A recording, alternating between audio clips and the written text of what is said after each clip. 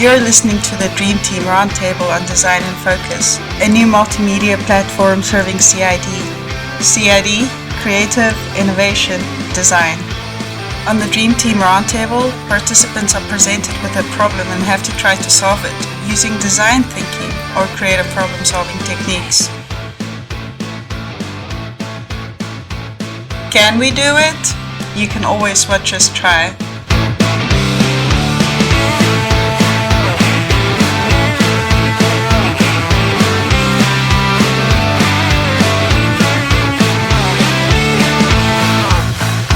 Welcome to the second episode of the Dream Team Roundtable. For this session, we're continuing on with Mike and Tom, who will be explaining a little bit more about the problem that we have so that we can check from a design and innovation perspective what we can do. Hi, Tom and Mike. Okay. Hi. Glad to have you back on the show again. So to start with, can you just refresh us about who you are and what you're doing here? Well, I'll kick off then. So Mike Price, I've got an IT background and a lot of knowledge in the supply chain, and worked for a fashion retailer for 26 years. And in the last couple of years, I've delved into sustainability. And that is why we're now at this table to discuss where technology and sustainability can meet to help the fashion industry, but in reality, any industry. And my thoughts are where design can play a role. Awesome. So my name is Tom Knevel.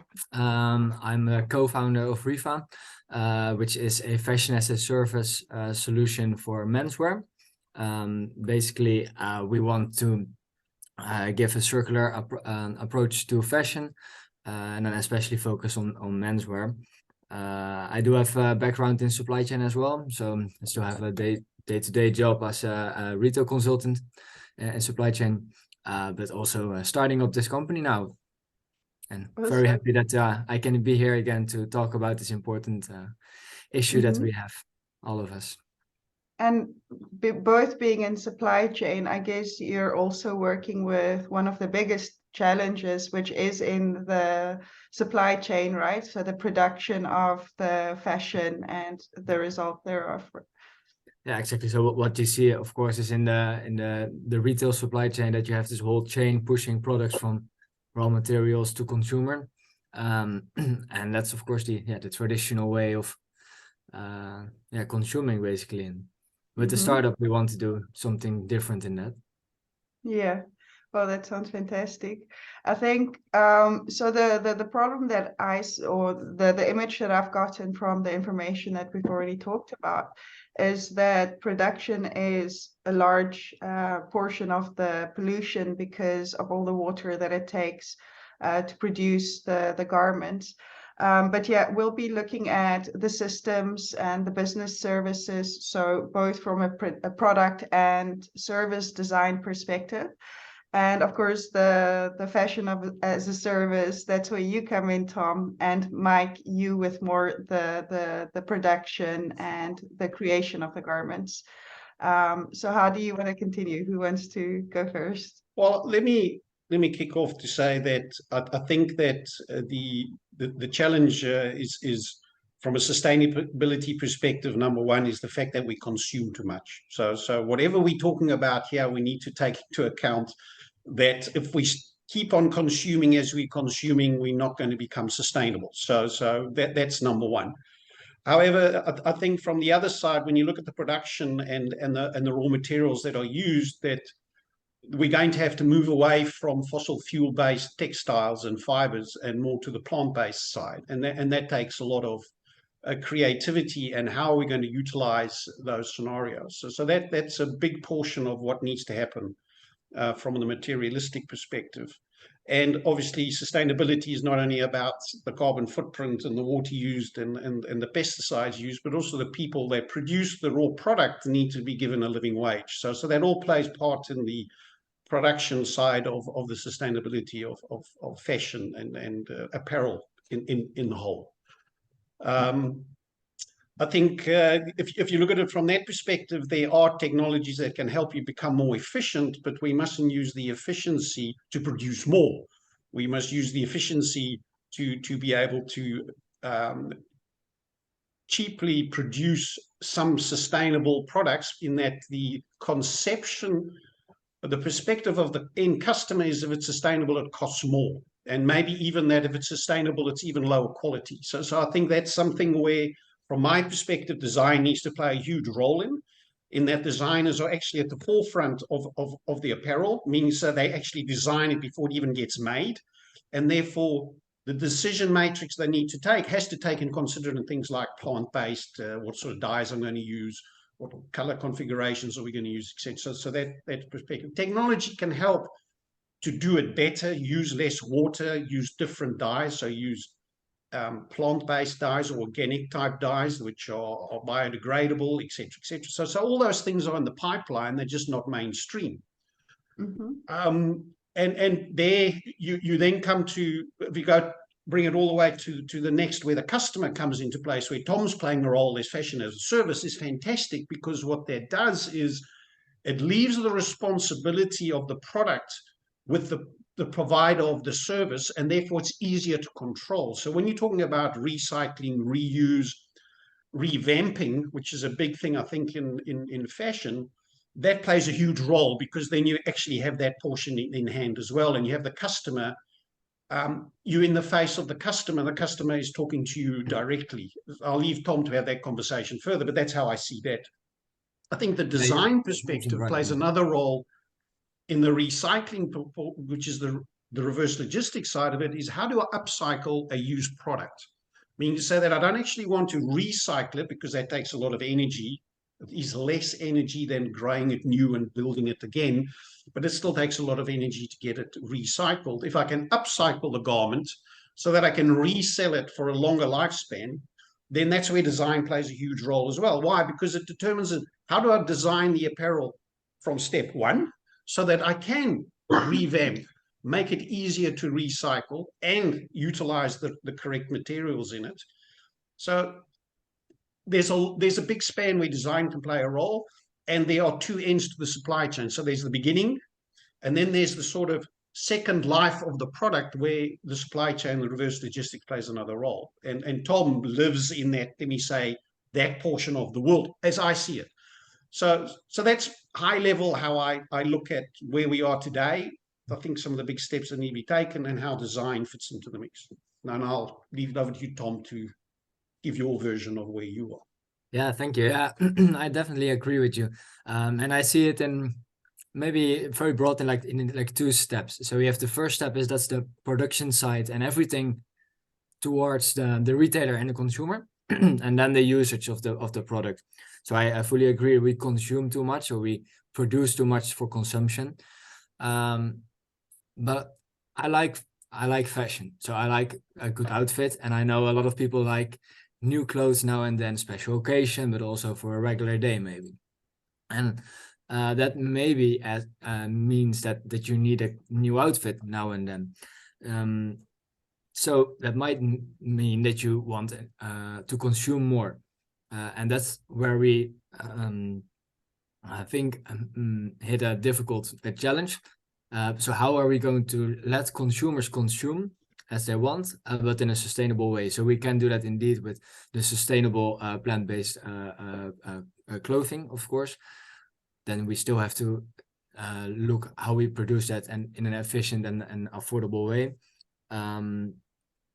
But it's also about usage, and how soon do we waste something? So indeed, can we upcycle it, recycle it, reuse it? Vinted is an example for that, which is used very good as well.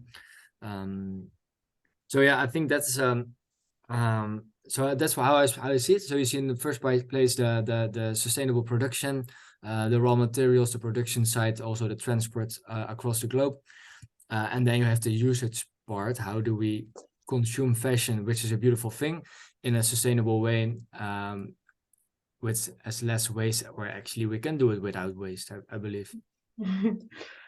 From a designer perspective, having worked in this industry for quite a long time, you know, I always ask people, if you look around you, how much of what you see has not been designed? So the design industry is big. We're in people's homes, we're next to you, we're everywhere. However, there are limitations because we don't design as we like. We design according to briefs, according to what we are given. So yeah, I'm sure you guys are familiar with planned obsolescence. So Yeah. basically, a lot of products are designed to only last a very short time by default. And it's very difficult for a designer to come in and do something about that because business still drives it. And so I think the best part where we can start is to sort of, yeah, create awareness and have people start thinking in a new way. And that also changes the onus of responsibility from business to maybe government, or who do you think could lead that for us? How do you think we could start changing mentalities so that we could enable designers to actually create better? Yeah. Well, I think it's both. I think big business needs to take a responsibility. I don't think they can hide behind that my shareholders need me to make a profit. I think they need to step out of that mode. On the same time, I think that the government needs to step in and put down certain rules, just like they put down rules for financial reporting and financial governance. They need to put down similar rules for the sustainability perspective for businesses. And there are, at the moment, many going around, but they've got no teeth. So if you look at something like the European Green Deal, which is coming along, where a lot of people are talking about, there are no real teeth in it that a company actually is going to feel pain if they don't follow what the European Green Deal is asking about. So that needs to happen. At the same time, shareholders need to start taking their own responsibility to say, hey, I only want to invest in companies that are sustainable. But then the CEOs of companies need to be given a brief where their KPIs have sustainability in it and not only growth and profit. So that I think it's a systemic challenge. So I think we all have a role to play in it. I don't think anyone can say I don't have a role. I personally think that every individual in the world has their own responsibility for sustainability. And I think that designers, I understand where you're coming from, Candice, is that you work to a brief, but it's in your work to a brief. I think a designer should ask the question, don't you think we should do it more sustainably? Because that is you taking a step. I'm not saying give up the brief because there's no sustainability, but I am saying make your voice heard. Mm-hmm. And I think the more voices that are heard, the more change we may be able to get. And maybe you're naive, maybe I'm living in this utopia where I hope the man in the street can also make a difference. But I think we all need to take that responsibility. Yeah, and I think also if you look at, so you have like the big businesses, you have the government, but you also have like smaller businesses. I'm not sure if I can allow to call names, but there's this small brand, the New Optimus in Amsterdam, and they launched, I think last week, the deposit system on clothing. So that is something that we can actually ask the governments, okay, let's put up a deposit system for clothing so that we don't lose the clothing out of vision. And so the New Optimus is doing it by themselves now because they just don't wait. So I think that's a great initiative that hopefully the bigger businesses, but also the government is going to look at and say, hey, this works. Yeah, I think, for me, from my perspective, there needs to, sorry. Last month we had an event at PwC with the network that I run called Randstad.UX, and we talked about AI and ethics. And during this event, the social or corporate governance also came up. And so there are sort of companies trying to position themselves as authorities on many levels. And so I think if we look at those developments and the problems that are, I think, one of the solutions that we could design is designing a better business model where, yeah, the ESG or the CSR of a company is actually profitable, so that's one of the major challenges, because once that does become profitable, then people will be motivated to actually employ more, more of the good stuff in their daily activities. Yeah, for sure. Yeah. True. I just think that we need to be very clear about what does profitability mean. Because today in the world, the business model is you're only good if you have 3% growth per year. So number one, we got to say there's no growth. In fact, you've got to say we're going to grow less per year, but you can still be profitable. And that's a very different distinction in the business model that I can tell you today in the Western world, in most commercial companies in the world today, that won't fly. So that's a big challenge. So when you talk about CSG or ESG from the companies, they are all still putting it in the frame of the economic model of growth and profit. That's impossible. So there's no green growth. So that's one fallacy that needs to be put on the side. There's no green growth. The other thing is that if you're consuming less, that helps us in the biodiversity, it helps us in the carbon footprint and the water, and et cetera, et cetera, et cetera. But if your entire economy is still looking at growth, then you can be as green as you like. You're never, ever going to become sustainable in that perspective. So it's a systemic change that needs to happen. And I watched the PwC scenario. There was some things on LinkedIn about it. And it sounds fantastic, but the base is wrong. So you can't build it on a base of green growth. And that is a very, very difficult thing to do. Well, if I look at Tom, who's doing a startup, obviously he's going to grow. Otherwise, he won't become a company. I'm not saying, Tom, don't grow. What I'm saying is that the large guys out there, and let's call some names, you can edit them if you need to, Candace, but let's take H&M as a view where a lot of people are very positive about, hey, this is their message. It is not sustainable, H&M, because you're continually growing 3% per year. Yeah. Not going to happen. I'm sorry. So there's a lot of change that needs to happen. And are you... Yeah. Do you have a lot of knowledge of business forums? Because I have a couple of questions, but I don't know if you're the right person to address. But for example, the shareholder system, for me, is kind of ridiculous and a massive part of what's driving this, because if you've got a company of, say, 100 people, and all of those 100 people work at the company to actually create profit and to sustain themselves, you don't need that much growth. But when you're selling shares and those people get paid for just investing money and not actually contributing to the company in any way, then it's sort of just like taking a cake and breaking it down to crumbs and then giving the crumbs to people and like, okay, here's your crumb. Well, we need to keep getting more crumbs. And so you keep breaking the crumbs, and then it just ends up being, well, it ends up destroying the planet. It's pretty much what it boils down to. Well, it doesn't. I mean, the planet will always survive for billions of years. Mankind is going to suffer massively down the road. So when you talk about that, yes, but that's because of the economic model. So when you talk about the economics of today, you're going to have to change it, which is very difficult, because one of the things, look at Patagonia. Okay, so Patagonia has now changed their business model to say everyone who works at Patagonia owns a piece of Patagonia. Fantastic. So we've made one economic change. However, Patagonia still uses fossil fuel fibers. So yes, you're going down the road of sustainability. I understand it needs to be stepwise.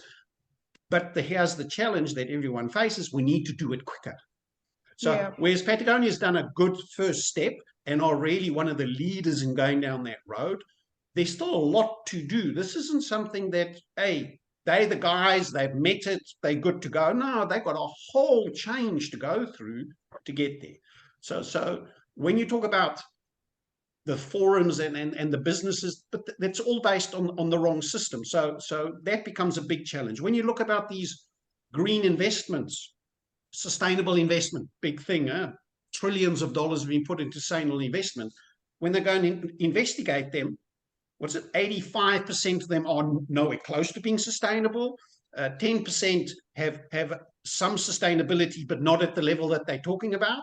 And only very little are actually getting towards where they are sustainable investments. So if you look at that from a global perspective, then you see the big change that is needed. And my hope is that companies like Tom that are in the startup mode, who from the beginning can take sustainability into their business model and matrix, will help us move that needle.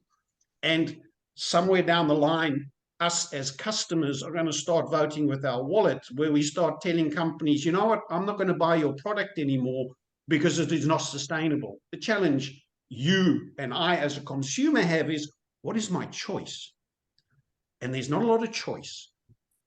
I'll take my 21-year-old daughter who buys fashion from the worst fashion company in the world, yeah, our Chinese friends, Shein.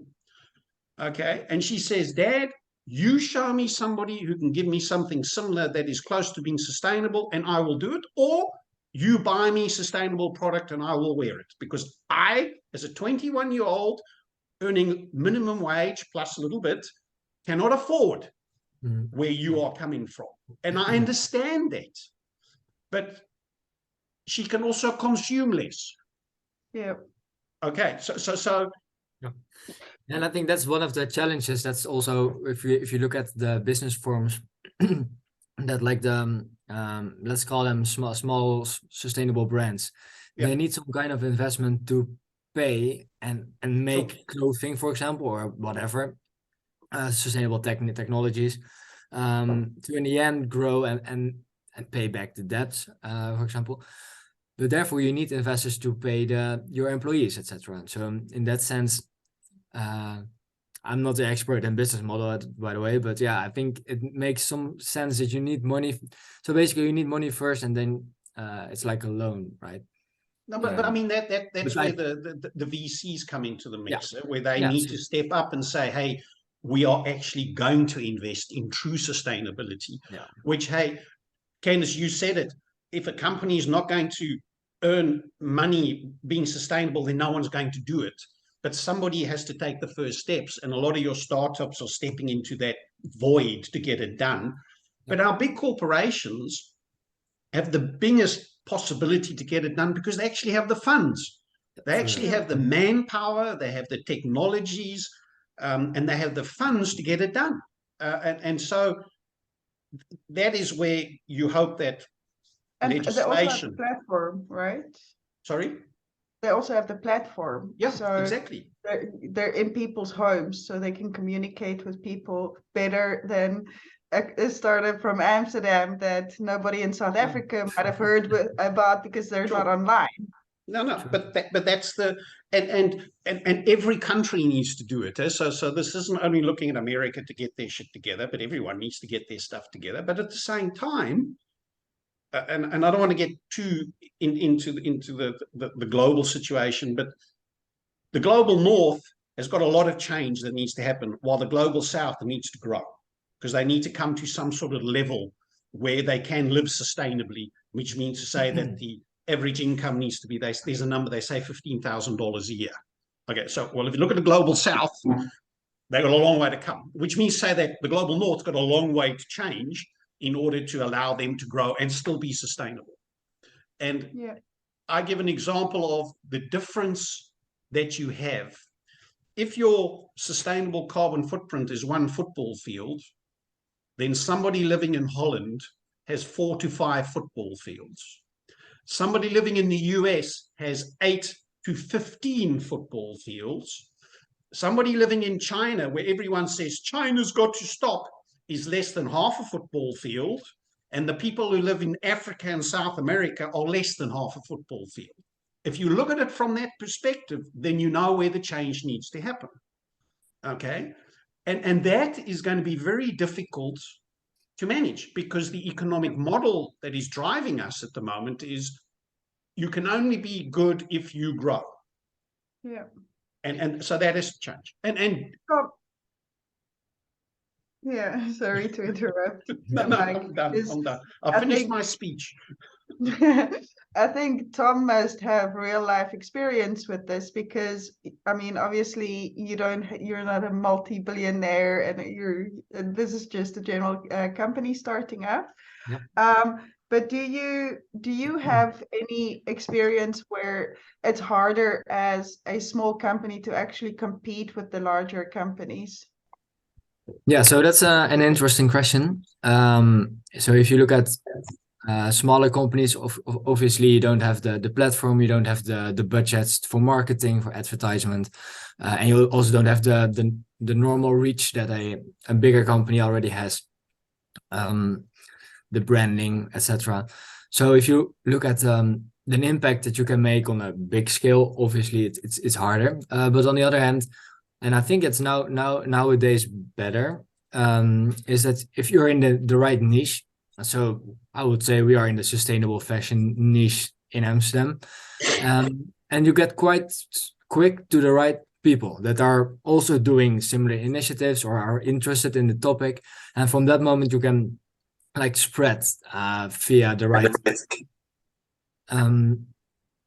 And I see that so far that's been working pretty well, I would say. And you also get like the maybe it's the traditional network effects that people introduce you via to the next one. So that definitely helps as well. And also, well, maybe on the other hand, and downside could be that the brands, if you work together with other companies, you don't have the facts yet, so you don't have anything to show the evidence that you're capable of doing stuff, obviously. But yeah, I don't know, it's different. But yeah, if you look at I know that again H&M is trying with rentals. I've been checking it out at their store and was not really a thing. So if they want to get it started, they're not getting it started as well. So not sure if that really.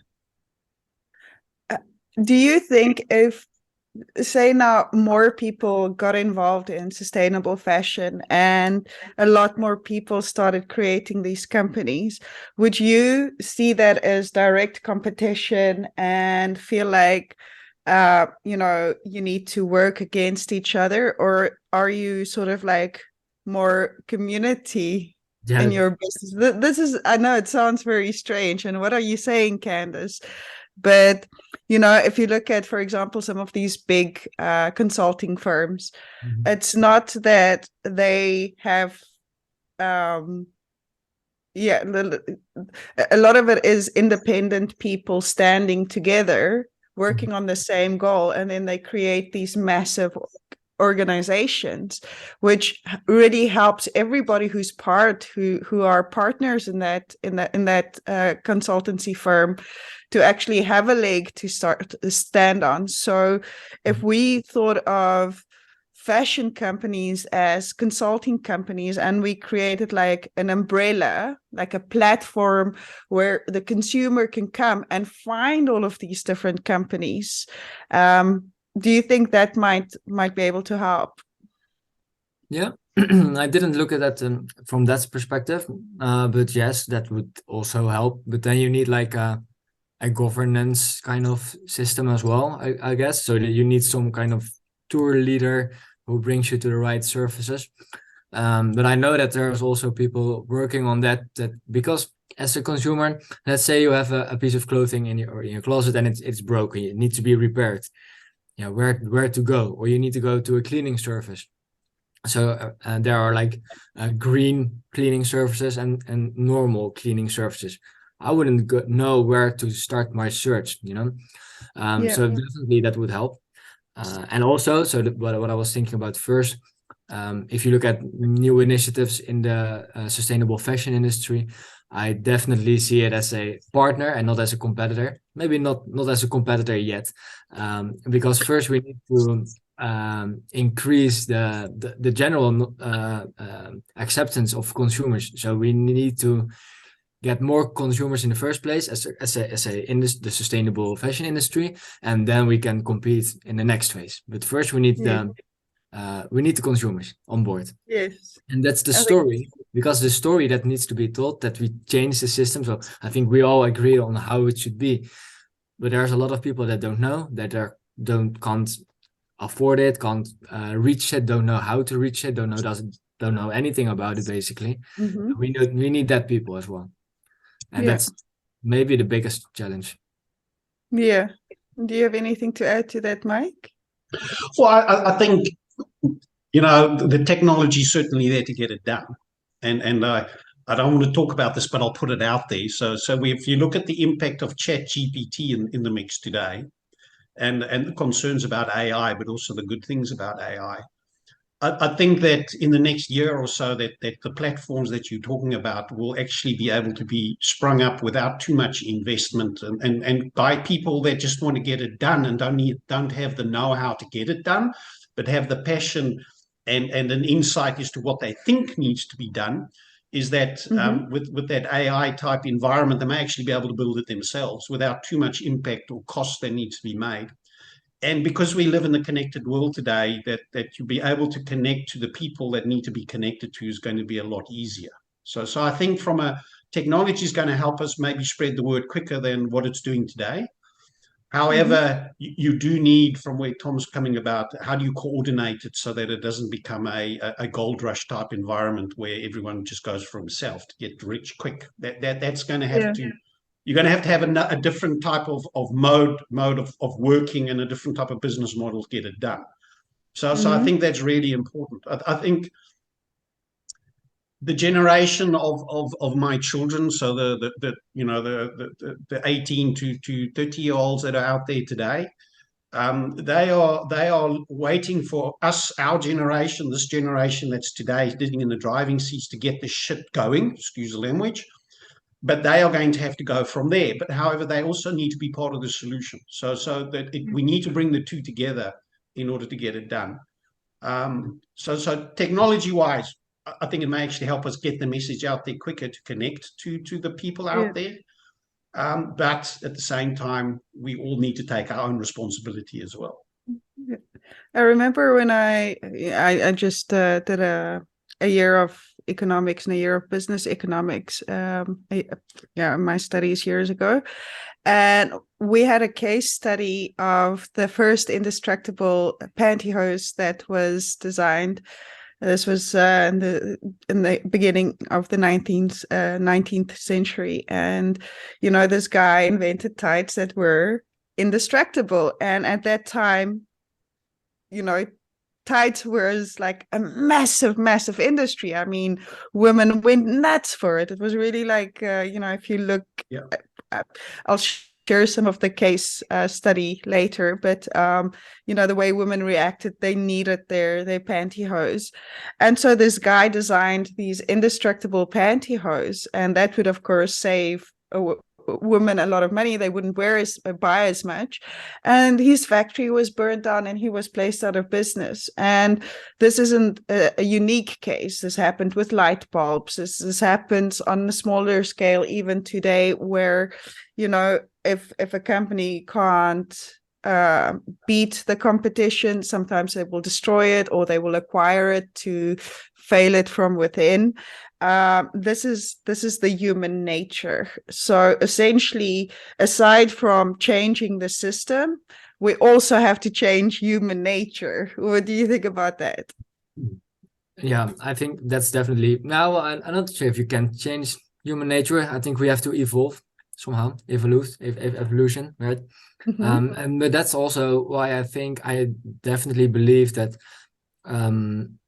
we have to do the online and technology part, but we also have to do the offline part. Because in the offline world, you can connect a bit better. Maybe the 18 years old of today, maybe they can do better online, but I think offline helps as well to see if we talk about fashion again, to see the items, the pieces, the materials, the workers, maybe. Basically, it's teaching. I think the education on sustainability is very important. I'm actually in the range that you were talking about, 18 till 30, so I'm towards 30 now. But I wasn't teach a lot about sustainability. Hopefully they do now, but 10 years ago, not really. No, it's still not something that's mainstream. So from their perspective, well, economics and how shareholders work is.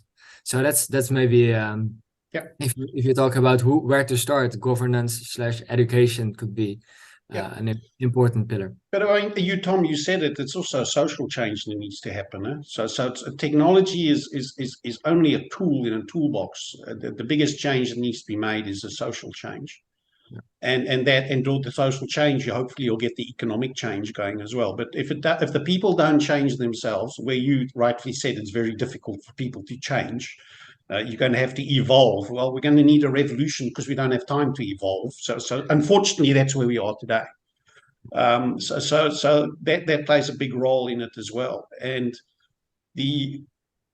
I think that social change can be helped along because of the connectivity that the younger generation has today. I think it's going to be very difficult for Mike at the age that I'm at the moment that I'm going to change that much.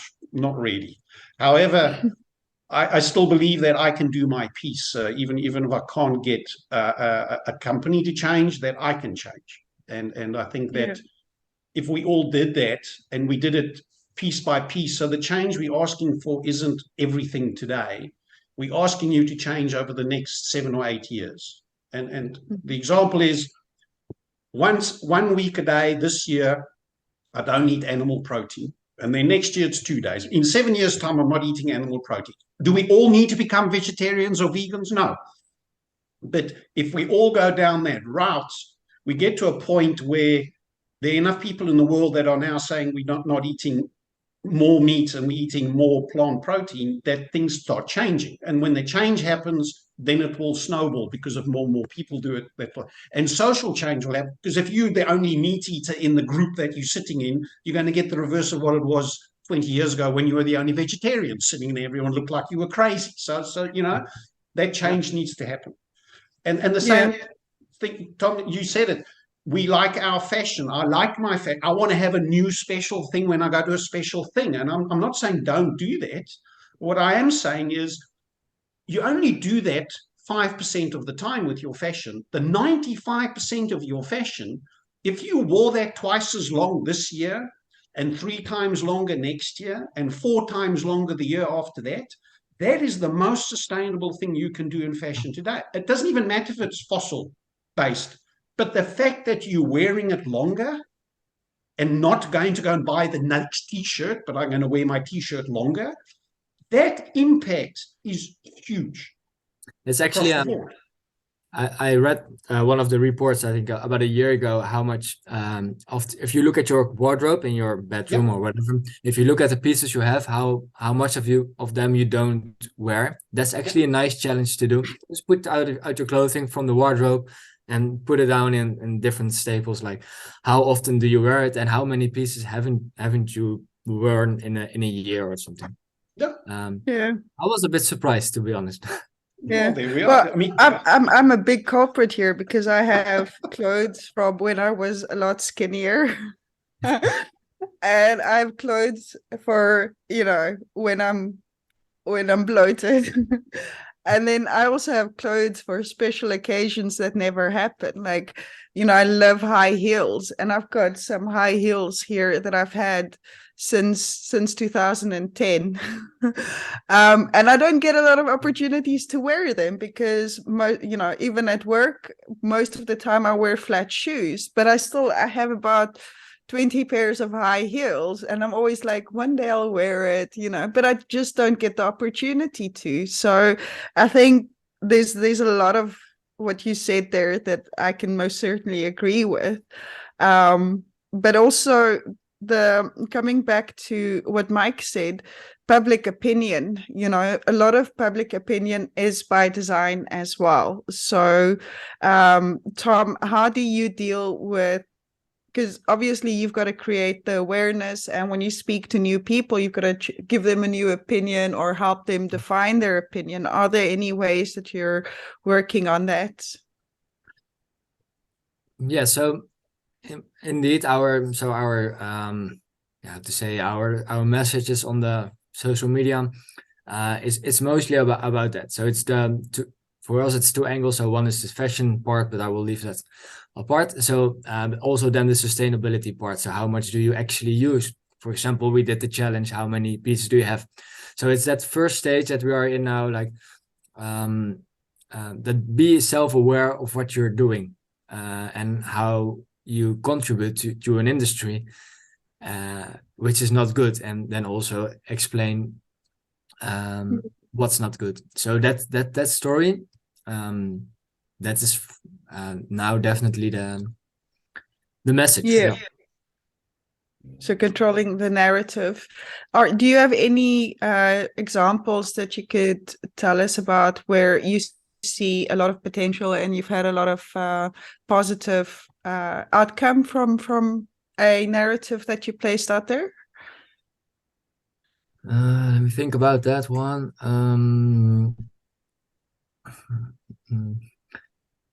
So yeah, so actually it was one that I stole from a television. But it was this this Dutch comedian on the television talking about how bad the fashion industry is, comparing it with maybe Mike knows the numbers better, but the fashion industry was more polluting than the air freight and the ocean freight together. Yeah, correct. It is. And only that's like that sentence, that is shocking. It was shocking for me. I had to fact check it actually, and then I was like, wow.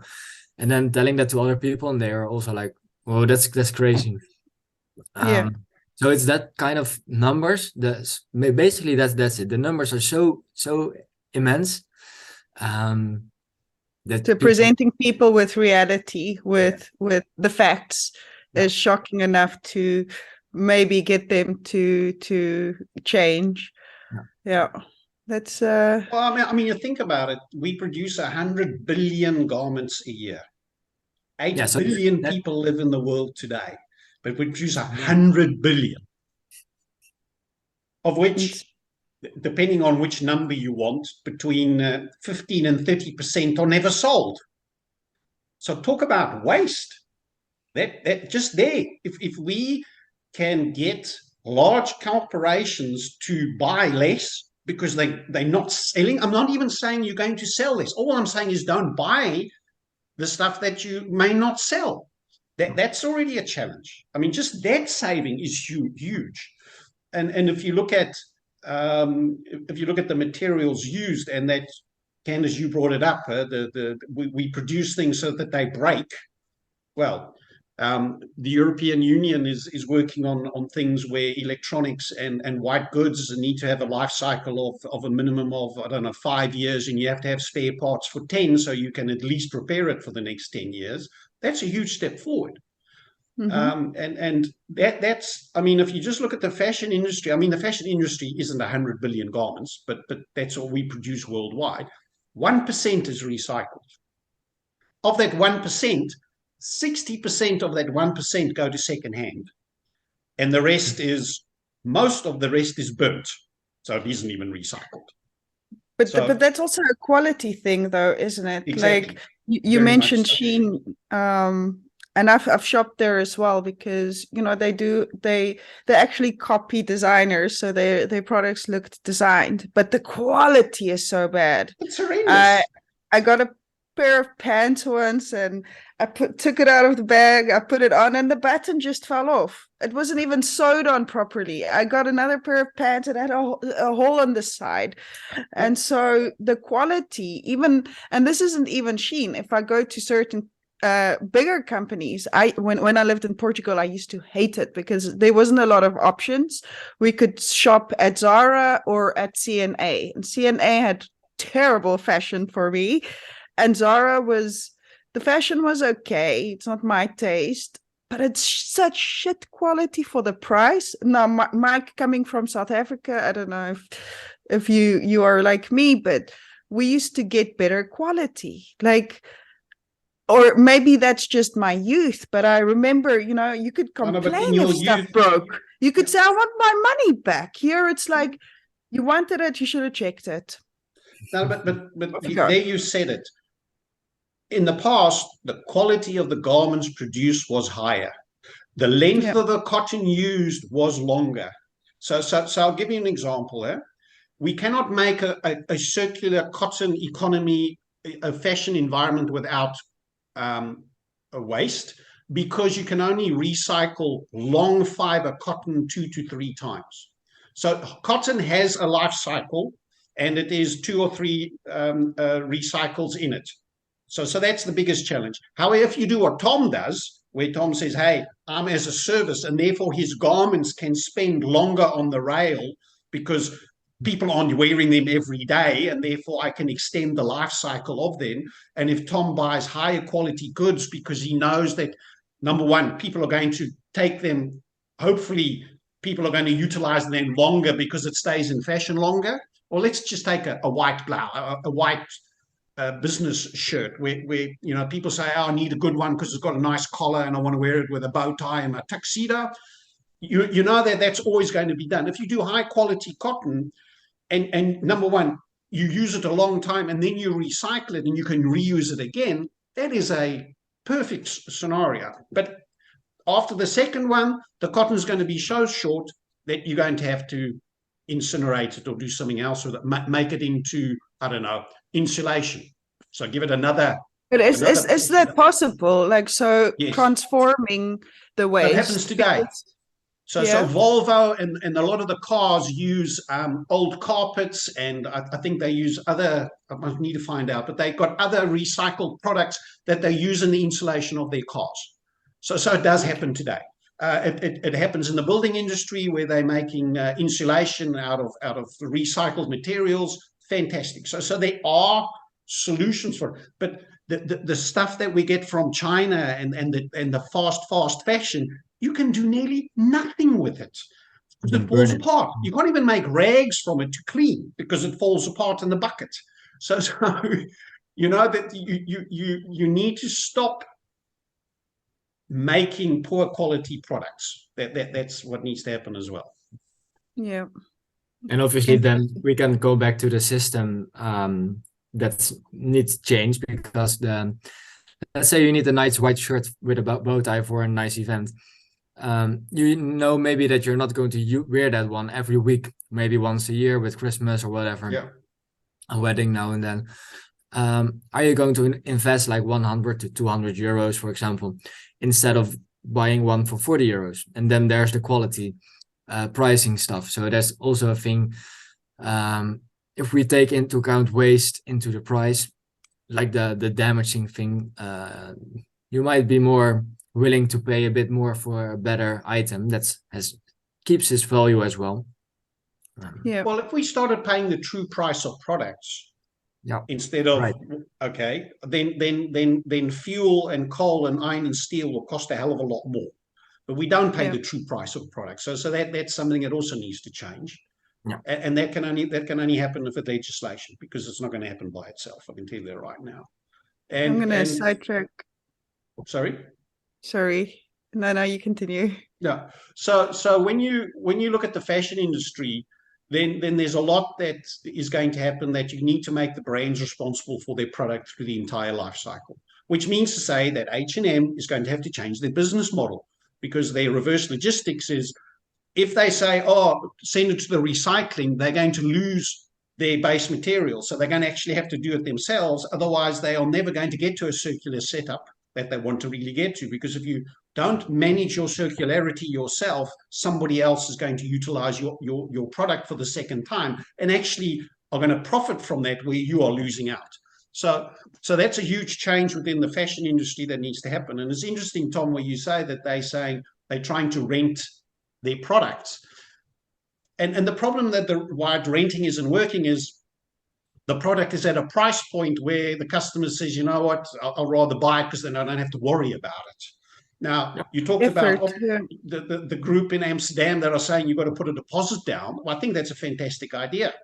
Mm-hmm. And you may see that actually happening. And you know, one of the things that was put out there in the sneaker market is actually you have a sneaker as a fashion, or that the customer actually never owns the sneaker but only utilizes it for a period of time and then returns it and then the brand would then upcycle it in some way or fashion and then put it out there, or actually keep it back and then reintroduce it as something that is now worth more because it's from an older fashion scenario 10 years ago and everybody wants it. Those are the things that you're going to have to become mainstream. And that's going to be interesting to see if companies are going to go down that road. Yeah. Very, very thought-provoking. I think there's also some potential in the metaverse and digital fashion, especially for people who wear, like me, I'm an online, my presence is mostly online, and a lot of the entertainment industry that drive fashion, the youth copies their favorite stars and all of that. Perhaps with the digital fashion there's some movements, but yeah, I think that's sort of going a little bit too far from what we're at. I think the metaverse is a great place where you may have the younger generation buying their metaverse fashion rather than buying the real article, because, hey, I'm online and this is how I can wear my metaverse fashion instead of, I don't need to buy it because I'm not going to wear it outside the house, because when I'm outside, well, the question is, how often are they going to be outside? So that's a different conversation. But yes, I mean, it certainly may help the situation, but then you need to ensure that the environment, the metaverse, is a sustainable environment from as far as energy is concerned, et cetera, et cetera. So yes, but if it's not sustainable in the setup, then it's not helping. Let me put it that way. Very interesting. Okay. Yeah. And lastly, I think we need to come to a end here. But Tom, I think Mike has made it clear that we definitely need to focus on our business processes, designing better business processes, and tackling our public communications. From a business owner perspective, are there any key points that you think design could help, or where you think, well, that you could mention the areas and what makes them complicated, so that the designers can look at that and say, well, maybe we can try this, that.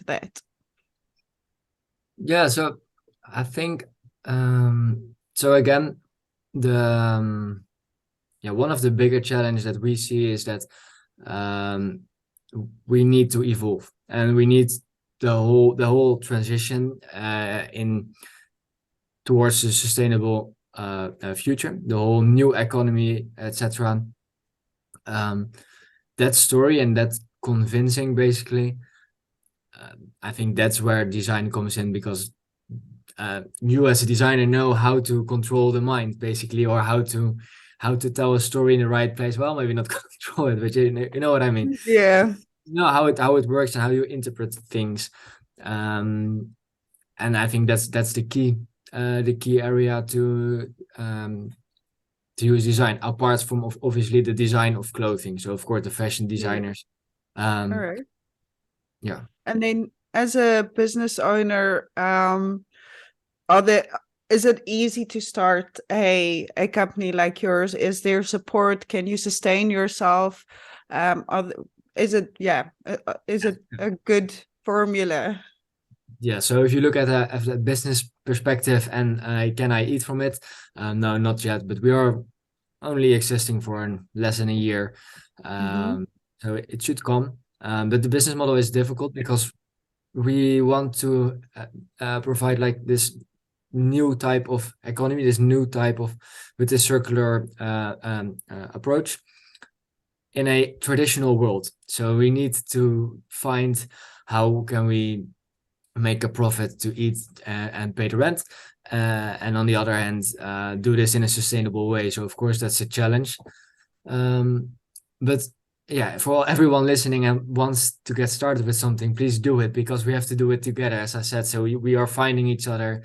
There are more sustainable bubbles, basically, like areas that I met a lot of people already in a couple of months, and so get started for sure. But it's not easy, but that's not the problem. That's nice. I think for this, I'll create a group or a network that we can start inviting people to. But going forward, it sounds to me like definitely there needs to be some sort of unity between people in order to actually create the business formula, because it isn't there yet. So conceptually, you've got ideas, but you don't have a valid business design. So I think that's what we're going to focus on for with the designers. We'll focus on the communication, the business design, and a little bit the service design as well. And then, I think once we've had those conversations, we'll have a couple of more sessions with you to discuss what we've come up with. But actually, this is just a loose idea, but the network that I'm thinking of creating, I'll do that in the coming weeks. But perhaps you guys can already start compiling information which others can also use to start replicating or to build on, even if it's just check out this group or this name, this person. So any kind of resources that you think that you think is valuable, we can add there. And then we'll build upon that to see what we can do about this challenge. Yeah, sounds good. Great. All right. Okay. And so with that, we've come to a close, and I thank you very much for your time. And it was great talking to you. And for those listening in, I hope you tune in and stay tuned into the debate, because it's quite a challenge that we have here. And until next time. Cheers. Bye, guys. Thanks a lot, Candice. Ciao, Tom.